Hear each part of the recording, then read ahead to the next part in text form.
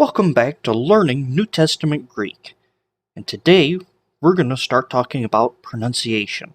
You've learned your Greek alphabet, the basic building blocks of the language. Now we're going to learn how to put these building blocks together and to form words and how to pronounce them. Alright, the first thing you need to know in pronunciation is you need to learn the vowels. Well, you've already learned the vowels, but now you need to learn which one of the letters you learned were vowels. Now, what are our English vowels? Alright, in English, our vowels are A, E, I, O, U, and sometimes Y. Because Y can sometimes be a consonant, depending on the word, but that's neither here nor there. In Greek, we have our vowels are, make sure I'm on the paper here, alpha,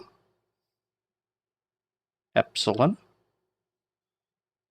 eta, iota, omicron, upsilon, and omega. These are the Greek vowels. Alpha, epsilon, eta, iota, omicron, upsilon, omega. You need to remember these are vowels because that comes in very important. Because the Greek, or let me rephrase that.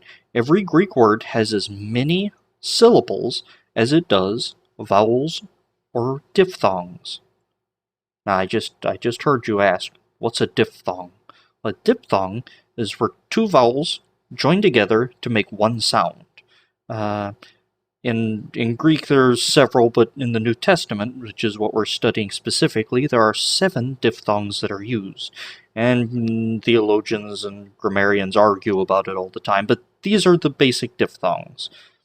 You have alpha, iota, and now diphthong, the sound is produced by the two letters sort of blending. So what sound does an alpha make? Even of this poorly drawn one, what sound does it make? Ah. And what does the sound of the iota? What does the sound of the iota sound like? There we go. I knew I was going to say something intelligent out of that. I, I, I, I, I, I. And that kind of blends into I. So these two letters form one sound, I. Like in hi or bye. Probably aren't great examples. So we'll move on to the next one. The next one is alpha. That's a better looking alpha. Upsilon. Ow. Ah. Oh. Oh. Oh. Ow. Like in the word kraut, like sauerkraut. Ow. Out. Ow. It's pronounced ow. So you have I, ow. Next diphthong is epsilon, iota. E, a, a, a, a. It's pronounced like the eta, a. So I, ow, a. Now, there is some debate and argument. In fact, my teachers when I was going through college and seminary, they were conflicted on the pronunciation of this diphthong. One taught I, the other taught a. Through my research and study, which I'll probably get into much later, I found the proper pronunciation to be a, as opposed to I. So you might hear it both ways. In fact, you'll probably hear it pronounced both ways. But here, I'm going to teach you a, because I believe it to be the correct pronunciation. So, I, ow, a. Now we have the next one, which is an epsilon, upsilon, u. Upsilon makes a u sound. So, u, u. And when you blend that, you get oo. Like in the word feud, ew. Like the Hatfields and McCoys were involved in a feud. And the U in the feud is the sound that epsilon, upsilon makes. U. How many is that? That's 4. Alright, 3 to go. You have Omicron. Iota is the next one. Well, Omicron makes a sort of an O sound, short O sound. Ah. or and Yoda is sort of a short I sound usually. Oi, oi, like in the word oil.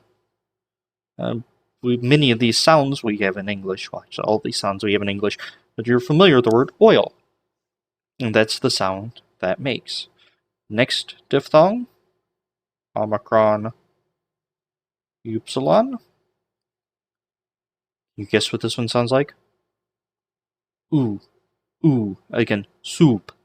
Just like our English OU. Ooh, soup. So you have I, ow, ooh, oi, ooh, or you, ooh. And your last one, Epsilon, Yoda, which sounds like we. Like it's sort of like a WE sound. We. Or if you're French, we. I believe they spell with an O. I could never understand French spelling, but that's neither here nor there.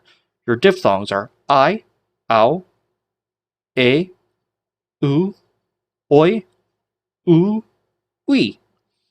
My first year Greek teacher said he remembers these because these are the noises he makes when he's getting up in the morning. I, ow, ooh, oi, we.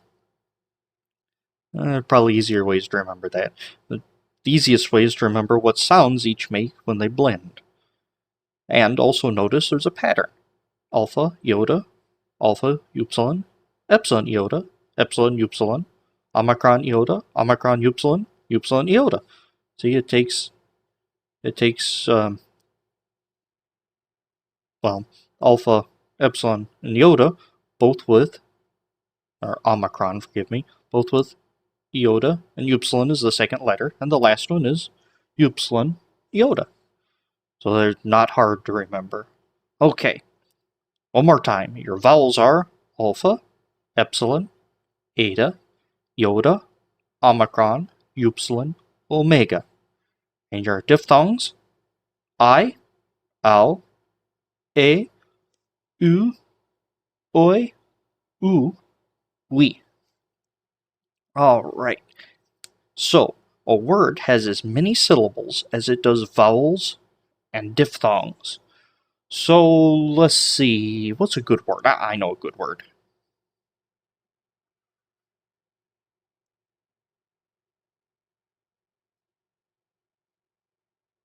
First, let's look at the word, see if we can remember our letters. No, that's not a K. That's a kappa, alpha. Nope, not a P. It's rho. That one's a P.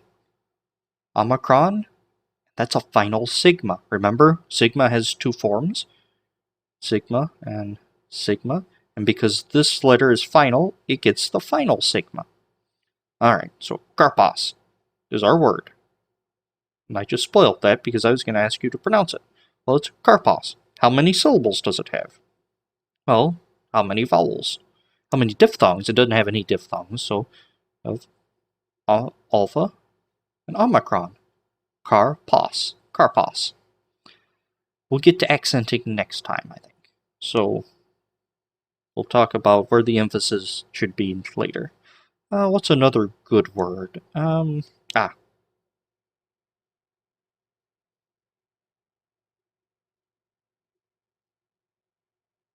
kappas are getting too tall. Okay. This is a special word because it begins with, that's not an alpha, that's an omicron, iota. That's a diphthong. It begins with a diphthong.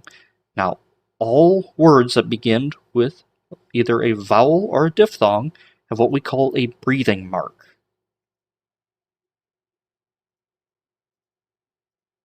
Breathing mark. And this is important. You have either a smooth breathing mark or a rough breathing mark. So if our word begins with the move that over here. If our word begins with the letter alpha, the breathing mark is placed right over it. This is a smooth breathing mark. Smooth breathing marks have no effect on the pronunciation, so this is ah. However, rough breathing marks do affect the pronunciation. It gives it sort of an H sound. So this would be pronounced ha. The rough breathing mark will give it a pronunciation of ha. So this one would just be ah. And you need to learn those.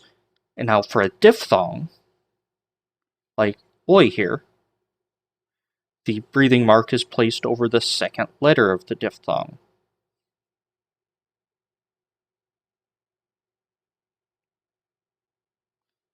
See, this is a smooth breathing mark. Smooth. Rough. So, smooth breathing mark has no effect on pronunciation, so oi.